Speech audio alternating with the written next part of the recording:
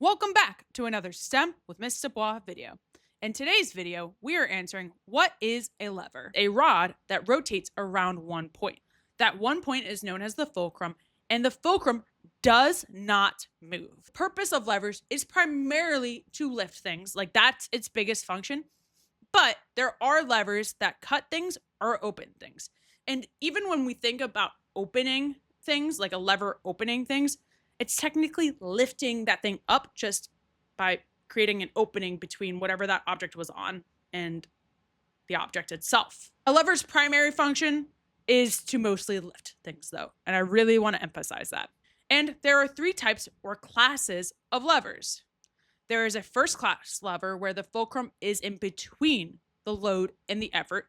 The effort is the force that you are applying, and the load is always the object being moved.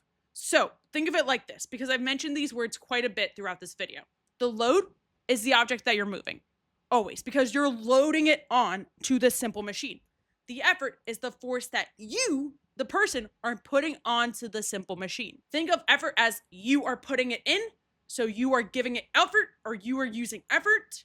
Think of load as you are loading it on, like you are piling it on. Now that we have that out the way, in a first class lever, you can see the fulcrum in the middle, and examples of first class levers include seesaws and crowbars. The second class lever is where the load is in between the fulcrum and the effort. So where you pile the stuff on, where you put the machine on, that load is in the middle, and the effort is on the end, and the fulcrum is on the way other end.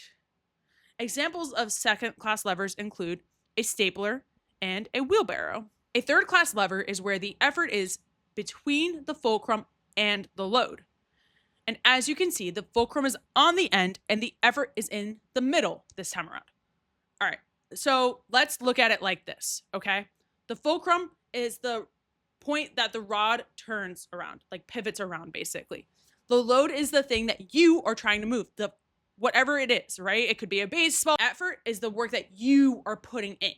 You are giving that effort. So the effort for a third class lever is in the middle because you are kind of, or whatever force is being applied is going to be in the middle of the fulcrum, the thing that the rod pivots around, and the load, the thing that you want to move, the object that you want to move.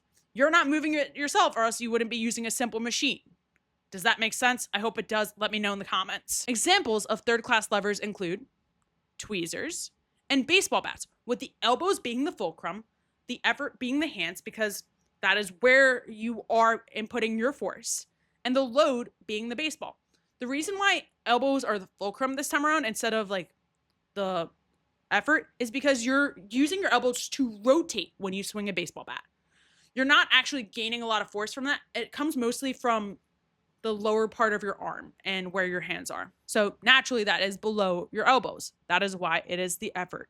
And the load is the baseball, because when you swing a baseball bat, you ideally want to hit a baseball very far. I hope that makes sense. And that was today's video where we answered what is a lever.